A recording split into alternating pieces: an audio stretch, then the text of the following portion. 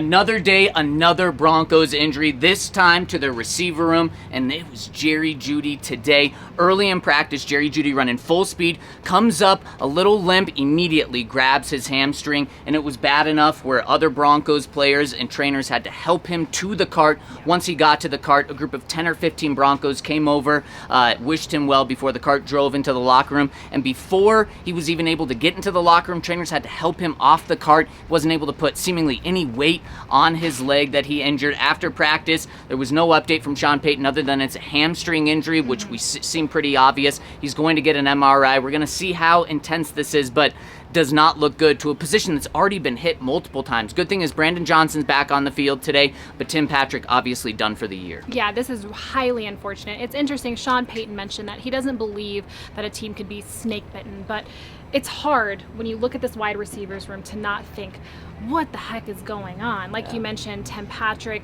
Jalen Virgil going down.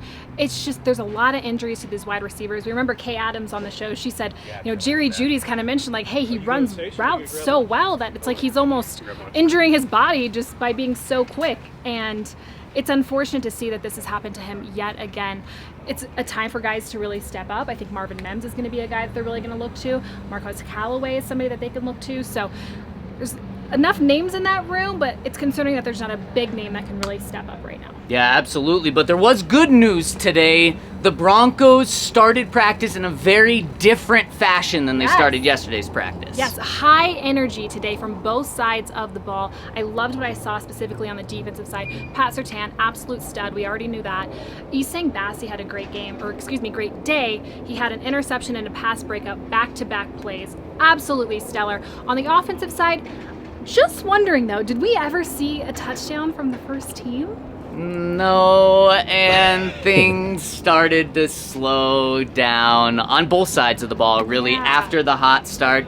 And on defense, they started to allow some touchdowns in the red zone. Although, you're right, Isang Bassi did make some plays, but they allowed some touchdowns from the Rams. And then near the end of practice, the Rams drove down 75 yards, finished it off with a 30-yard touchdown pass over Caden Stearns. Good coverage, but just an even better throw. And then, like Alexis said, on the offensive side of the ball, the Broncos did not score a touchdown with their first team today. Not during move the ball, not during red zone. So the energy was there, but the results weren't there really for a second straight day. Today was better. Today was better. But Rams probably still won the day. Guess who was still good today? Who? Albert Okwuegbunam. He had another big day, another touchdown where he dunked it over the goalpost. That's a flag. That was a flag. Immediate flag. I don't know how Sean Payton reacts to stuff like that, but I have an idea. I don't know. Yeah, so Albert O's still stacking days. He's making things incredibly tough for this coaching staff. Yeah, and next game, Saturday night, Alberto, it's a big one for him, according to the Broncos special teams coordinator. We're going to be there. Make sure to stay tuned to all of our reactions after the game.